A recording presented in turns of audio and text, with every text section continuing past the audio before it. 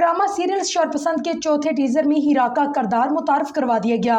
Drama serial शरपसंद में नोमान एजाज, हीरा मानी, उफान वहीद, हरीम फरूक, नादिया अफगन, समीना अहमद व दीगर अदाकारी के जौहर दिखाएंगे।